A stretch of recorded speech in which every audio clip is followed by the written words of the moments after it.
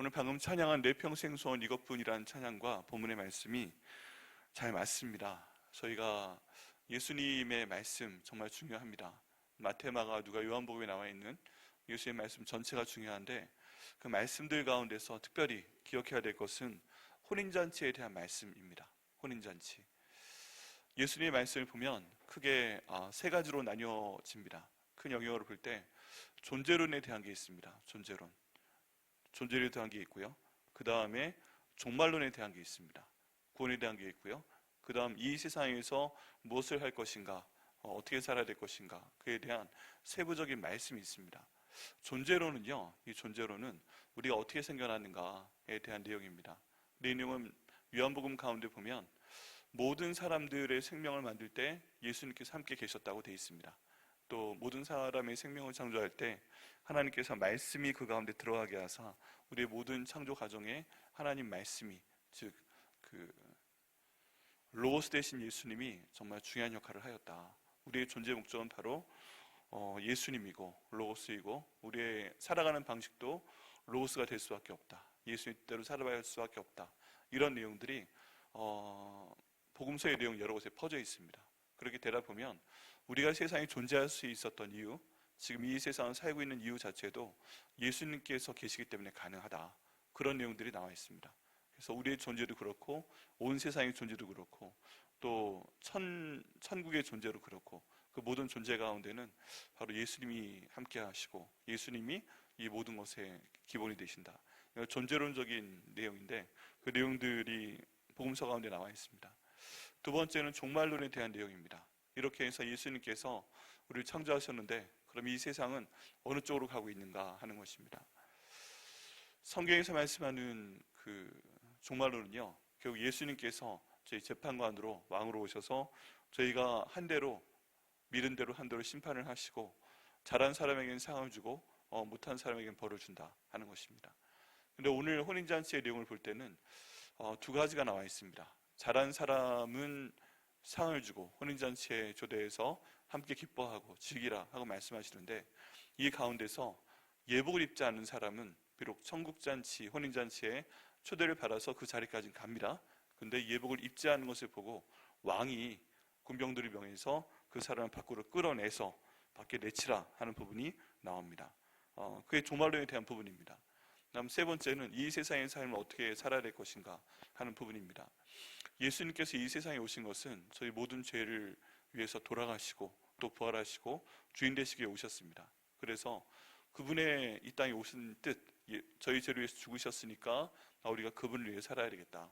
예수님 부활시켜 주셨으니까 우리 어떤 상황이 있어도 부활하신 예수님, 부활시키신 하나님의 능력을 믿어야 되겠다. 그리고 주인 되신 예수님이시니까 우리의 삶 가운데서 주인의 뜻을 깨달아서 주인의 뜻에 맞게 생각하고 말하고 행동을 할 때는 결국 좋은 일을 할 수밖에 없죠. 옳은 일을 할 수밖에 없죠. 그럴 때 또 역시 종말론하고 연결해서 나중에 복을 주시겠다 하는 내용이 예수님 말씀 가운데 있는 세 가지 중심 내용입니다. 이걸 통해서 복음서의 내용을 분류를 해보면 싹싹 나눠집니다. 이게 존재에 대한 것이구나. 이게 종말에 대한 것이구나. 이게 어떻게 살라는 것이구나. 이게 나와 있습니다. 저희가 방금 드린 찬양처럼 이제 어떻게 살 것인가 하는 부분에 대해서 저희는 주로 세상적인 고민을 많이 합니다. 우리의 살아가는 것들, 건강, 돈 버는 것들, 자녀에 대한 것들, 또 부모님에 대한 것들, 이런 것들을 많이 하고 거기에 대한 기도 제목이 많습니다. 이것도 하나님께서 주신 그 일입니다. 청지기로서 우리한테 이 모든 것을 맡기셨기 때문에 거기를 위해서 기도하고 제가 잘 감당을 해야 됩니다. 그런데 이렇게 하루하루 살아가는 가운데 저희가 반드시 기억해야 될 것은 혼인잔치가 반드시 올 것이라는 얘기입니다.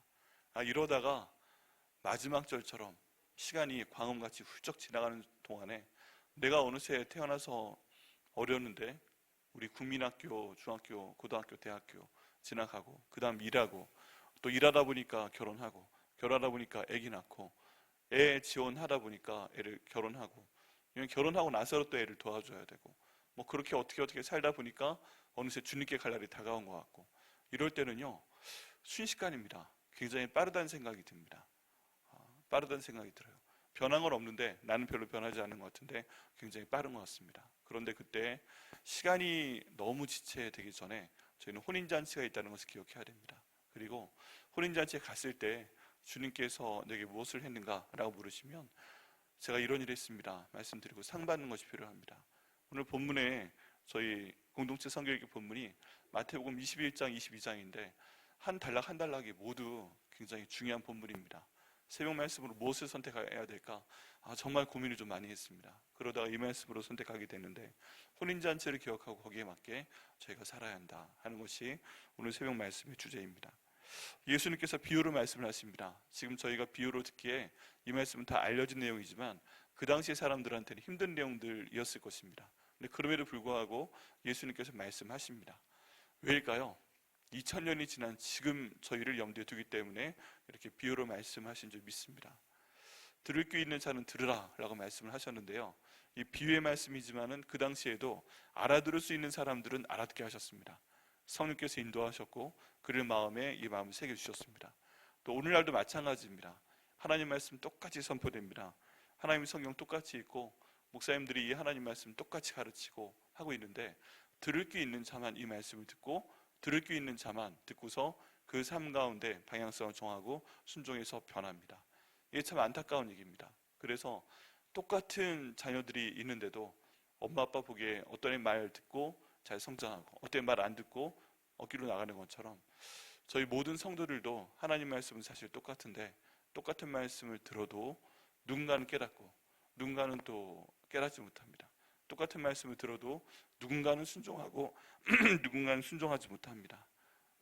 그럼에도 불구하고 예수님 비유로 말씀하신 이유, 저희를 사랑하시기 때문에 좀 믿습니다. 천국에 대한 게 나와 있습니다. 천국은 마치 자기 아들을 위하여 혼인잔치를 베푼 임금과 같으니 라고 나와 있습니다. 하나님께서 혹시 제게 은혜를 주시고 기회를 주시고 시간을 주셔서 책을 쓸 수 있다면, 그럴 수 있는 여유를 좀 주신다면 이런 내용들을 쓰려고 잡아놓은 주제 가운데 하나입니다. 제가 만약에 하나님께서 은혜 주셔서 책을 쓰면 이런 책을 쓰겠다 하고서 제목도 잡아놓고 내용도 대충 요약해 놓은 내용들이 있는데요, 이런 내용이 그 중에 하나입니다. 그게 뭐냐 하면 천국과 이걸 설명하는 내용이에요. 하나님께서는 정말 감사한 일인데 저희를 하나님의 성격대로, 하나님의 모습대로 창조하신 게 있습니다. 모든 사람들을 하나님의 성격대로 창조를 하셨어요. 근데 어떤 사람과 어떤 사람은 좀 달라요. 한 사람이 하나님의 성격을 다 갖고 있지 않아요. 어떤 사람은 좀 직관적인 그런 성격을 더 좋아하는 경우가 있고, 어떤 분들은 구체적인 것들을 좋아하는 그런 분들이 계십니다. 근데 성경 가운데 특별히 예수님의 말씀을 보면, 또 구약에 있는 선지자들의 예언이라든가 선포하는 내용을 보면 굉장히 추상적인 내용을 구체적으로 표현합니다. 사실 설교도 이렇게 돼야 돼요. 왜냐하면 저희가 생각하는 모든 종류의 내용들, 사랑과 이런 거 있잖아요. 사랑은 뭐냐? 라고 물었을 때 대답하기가 쉽지 않습니다. 너무 추상적이잖아요. 천국, 너무 추상적이잖아요. 그런데 예수님 말씀의 특징은 뭐냐면 이 굉장히 추상적인 내용을 딱 말씀하시고 그 당시 문화의 모든 사람들이 이해할 만한 내용으로 이것을 풀어서 설명했다는 것입니다. 여기 예수님 말씀대로 천국이라고 하면 뭐라고 말씀하시겠어요? 뭐라고 설명하시겠어요? 지금 예수님께서는 비유로 말씀하시되 여기 천국, 이런 굉장히 추상적인 내용을 마치 자기 아들을 위하여 혼인잔치를 베푼 어떤 임금과 같다라고 풀어 설명하고 있습니다. 이게 핵심이고요. 그 다음 쭉 밑에 나오는 내용은 여기에 대한 설명이에요. 이게 바로 천국이구나. 예수님 말씀 이거죠. 천국, 혼인잔치다. 자기 아들을 위해서 혼인잔치를 베푼 어떤 임금과 같다. 이게 천국입니다. 네, 천국에 대한 표현은 예수님 표 여러 군데 몇 군데 더 있습니다. 천국은 마치 밭에서 일하다가 보물상자를 찾았는데 가서 자기 모든 것을 팔아서 그 밭을 사고 그것을 소유한 것 같다. 이게 천국이다 라고 말씀을 합니다. 천국 굉장히 추상적인 얘기인데 이 추상적인 얘기를 그 당시의 사람들한테 그 다음 단계로 풀어준 얘기를 보면 사람들이 다 이런 게 천국이구나 하고 이해를 하게 됐다는 거예요. 이게 참 어려운 부분인데 예수님께서 그 어려운 일을 해내셨습니다. 그 내용이 복음서에 있는 거예요. 보면 모르겠는데 추상적인 내용을 예수님께서 모든 사람들의 삶이 녹아들어 있고 다 이해할 만한 그런 표현으로 바꿔주시는 겁니다. 이게 참 기가 막힙니다. 이런 내용들이요, 복음서와 또 특별히 소선지서에 굉장히 많이 나와 있습니다. 설교를 사실 이래야 되고 저희 표현도 사실은 이래야 됩니다. 이래야만 복음이 제대로 전달이 됩니다. 자, 천국. 오늘 예수님 말씀하신 내용 보면 마치 자기 아들을 위하여 혼인잔치를 베푼 어떤 인물과 같다. 아, 천국은 이런 것이구나. 근데 여기 보면 저희는 이 내용이 뭔지 압니다. 자기 아들을 위하여 혼인잔치를 베푼 어떤 인물입니다. 자기 아들은 누구예요? 예수님이십니다. 예수님. 하나님께서 여기 왕은 하나님이시고요. 자기 아들은 예수님이십니다. 혼인잔치는 뭐예요? 온 인류의 역사 가운데 딱 한 번 벌어질 바로 그 일입니다. 예수님께서 우리 가운데 오셔서 재판관으로 오셔서 심판하시고 상 주시고 벌 주시고 그걸 결정하는 날입니다. 혼인잔치를 베푼 어떤 인물입니다. 바로 하나님 아버지이십니다. 여러분, 저희가 살아가면서 반드시 이 내용을 기억해야 됩니다. 전도서의 말씀처럼 우리가 무엇을 생각하고 무엇을 말하고 무엇을 행동하고 그것은 우리에게 달려있는 것 같잖아요. 근데 주님 오시기 전에 바로 이 혼인잔치가 있음을 기억을 해야 됩니다. 그러니까 참 게 무서운 겁니다. 이 모든 것이 하나님 앞에 있고 이 모든 것이 그 사람 이름 뒤에 생명책에 써 있고 뭐 어떤 내용을 보니까 그런 것도 있습니다. 나중에 막상 혼인잔치에 가서 이 생명책이 앞에 서 있는 상태에서 모든 사람은 벌거벗은 사람 드러날 것인데 그게 책 형태일 수도 있지만 요즘 과학 문명이 발달하는 거 봐서는 그 사람이 일생 동안에 한 모든 생각들, 마음의 동기들, 입술의 말들, 행동이 바로 그 사람 앞에 여과 없이 보여질 것이다. 특별히 성경의 말씀 무엇을 말하는가 굉장히 두려운 말씀인데요. 그 사람의 입이 자기들의 한 일을 하나님께 직고할 것이다. 직접 구할 것이다 라고 되어 있습니다. 무서운 생명책이죠.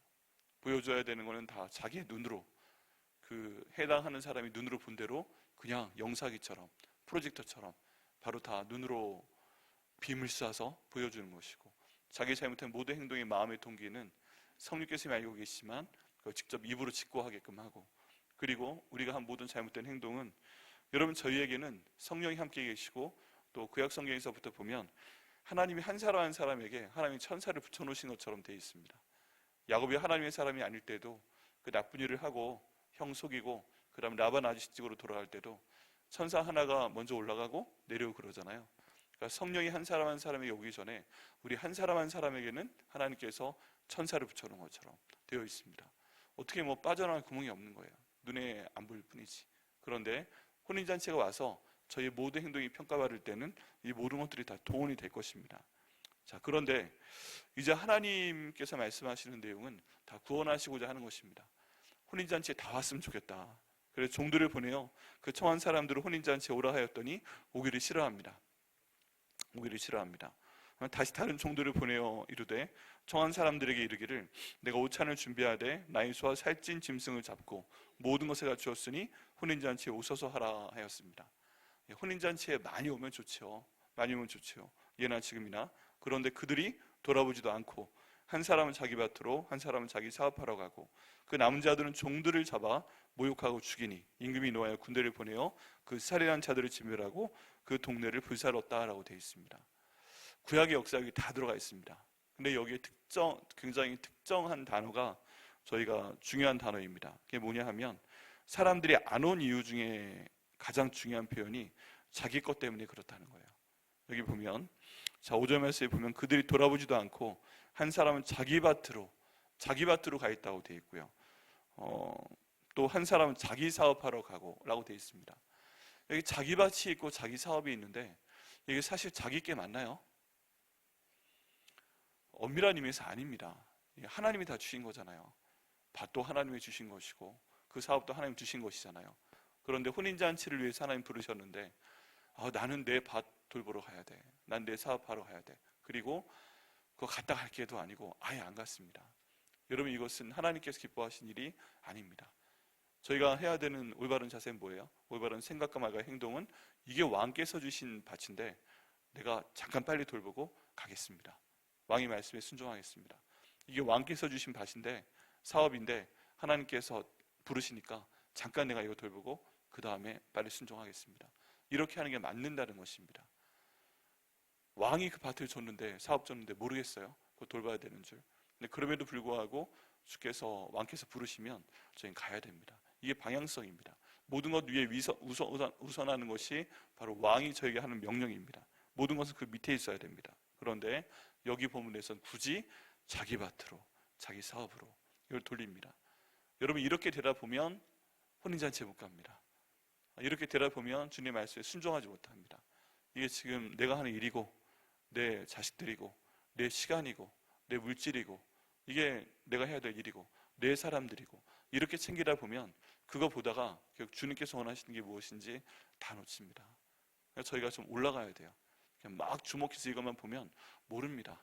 내 자식이 나의 모든 것인 것 같고, 내가 지금 하는 일이 모든 것인 것 같고, 사업이 모든 것인 것 같고, 내가 이 빚 때문에 지금 눌려 죽겠고, 내가 이 사람 때문에 너무너무 힘들고, 내가 지금 이것 때문에 그냥 너무너무 인생이 고달프고 하는 가운데서 주님의 관점으로 제가 쑥 올라가서 볼 때, 혼인잔치에 참여하기 위해서 내가 이것 때문에 바쁘지만, 내가 이것 때문에 힘들지만, 내가 이것 때문에 너무너무 고통스럽지만 결국 주님 혼인잔치 위해서 준회를 할 때 내가 혼인잔치를 위한 상을 쌓아놓는구나 하는 것을 저희가 알고 이 말씀에 순종해야 되는 줄 믿습니다. 이 말씀 보시고 순종하시는 저 여러분 되시기를 예수님의 이름으로 축복합니다. 자, 그 다음에 쭉 갑니다. 초청했더니 자기 것 때문에 안 옵니다. 착각입니다. 왕이 것인데요. 왕이 맘만 먹으면 다 뺏어버릴 수 있습니다. 조용히 계시던 왕이 너무 열받으셨어요. 그거 내가 준 거거든. 너의 목숨은 내 손 안에 있거든.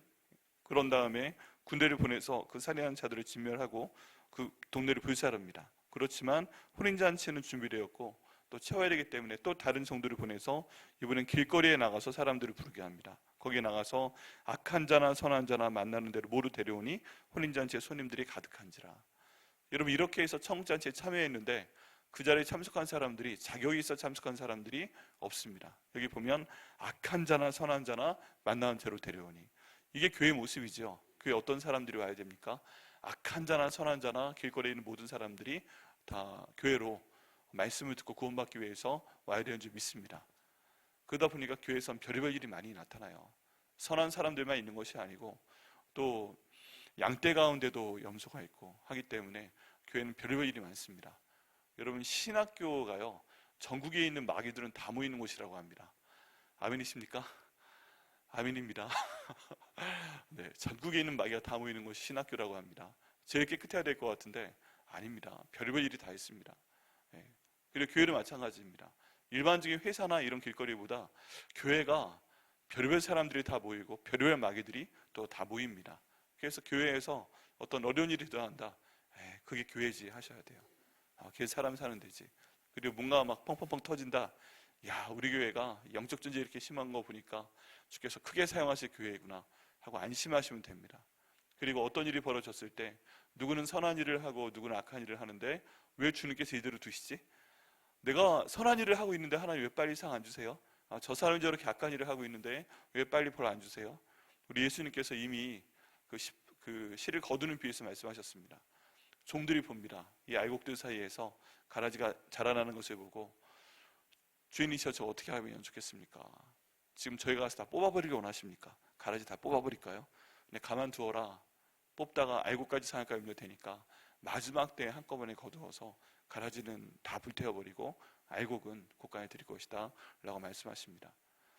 또 시편 말씀에도 보면 악인들이 가끔 하늘을 향하여 삿대질을 하면서 하나님을 저주하는 장면이 나옵니다. 그들의 생각과 말과 행동을 통해서요. 근데 하나님 그거 보실 때마다 그 사람들 때려잡지 않습니다. 그냥 위에서 보고 웃으신다고 되어 있어요.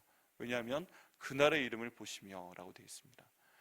하나님께서 잘하는 사람 그때그때마다 상 주시고 못하는 사람들마다 그때그때 벌 주시면 세상에 나만 하는 사람이 없을 겁니다. 혼인잔치 때까지.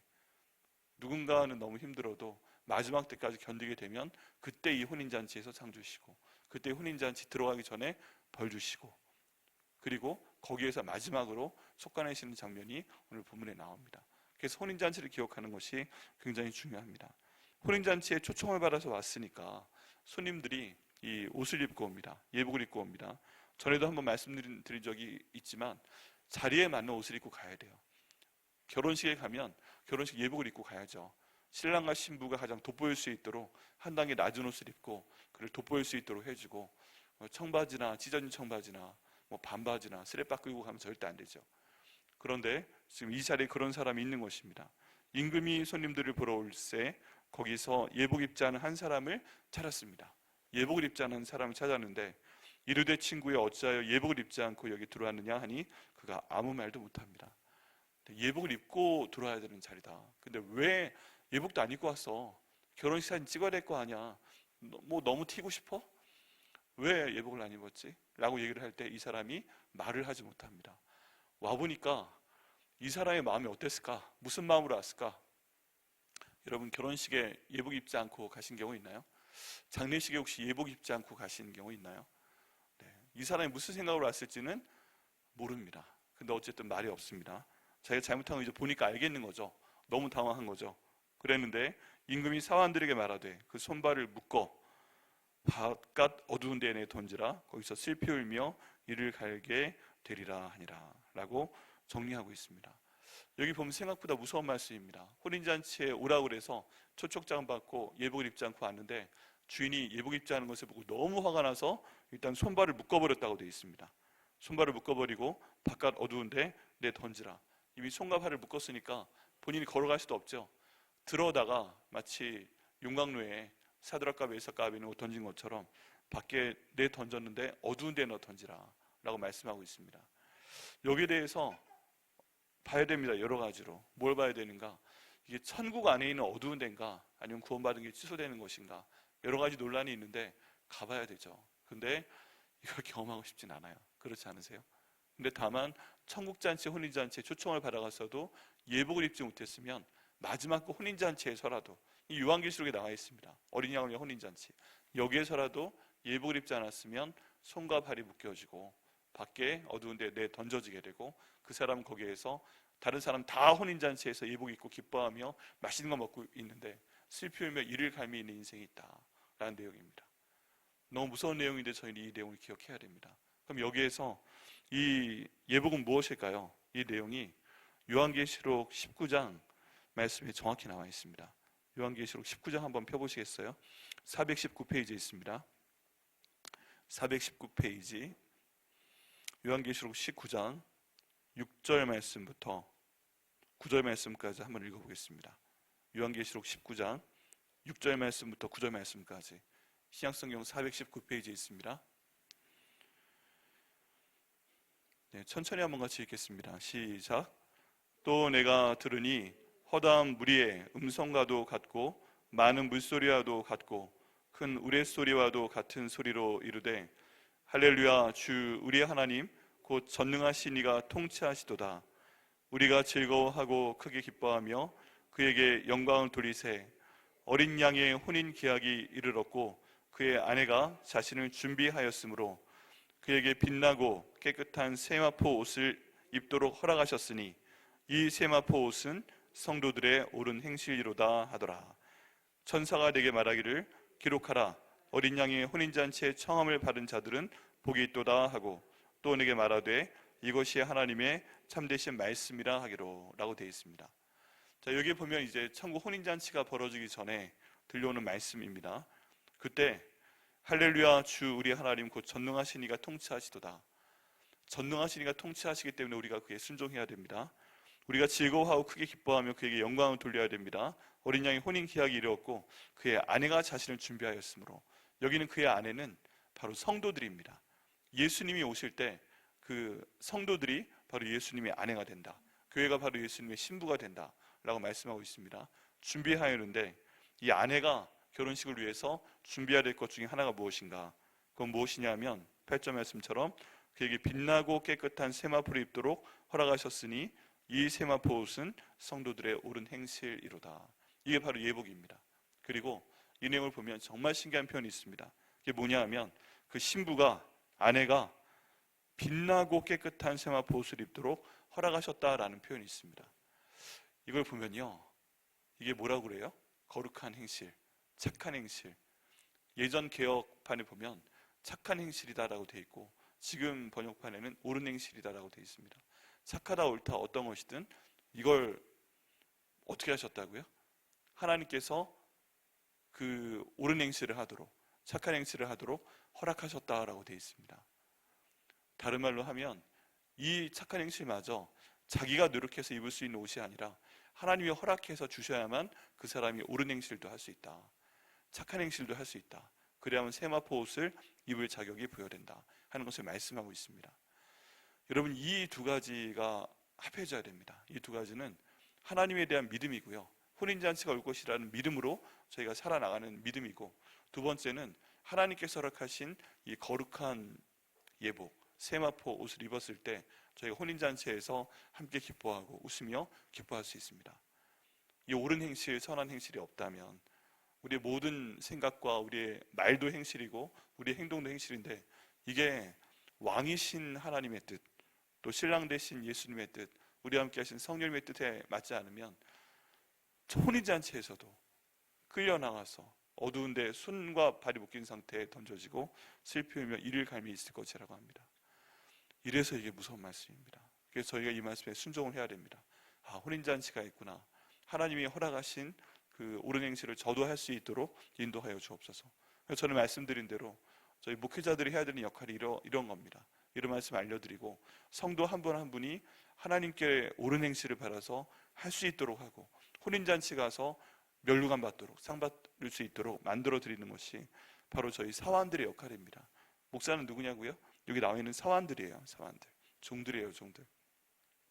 그렇기 때문에 이 행동을 하는 것이 저희 일이고, 이것 때문에 저나 여기 있는 박지정 목사님, 김랑 목사님, 우리 송승훈 전도사님, 장일랑 전도사님, 이런 분들은 다 여러분께서 상 받을 수 있도록 혼인잔치에서 누구보다도 거룩한 행실을 가질 수 있도록, 누구보다 많은 상을 받을 수 있도록 노력하는 것이 저희입니다.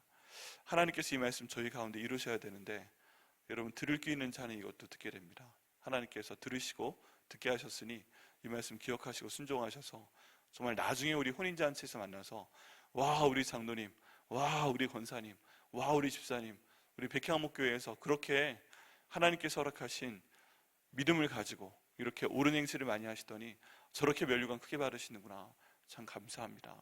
이렇게 한 분 한 분 기뻐하시고 사완된 저희들 그것을 보면서 참 감사합니다, 이렇게 기뻐할 수 있는 그날을 저희 가운데 주시기를 바랍니다. 이 말씀을 저희 가운데 가장 아름다운 결과로 주실 것을 믿습니다. 기도하시겠습니다.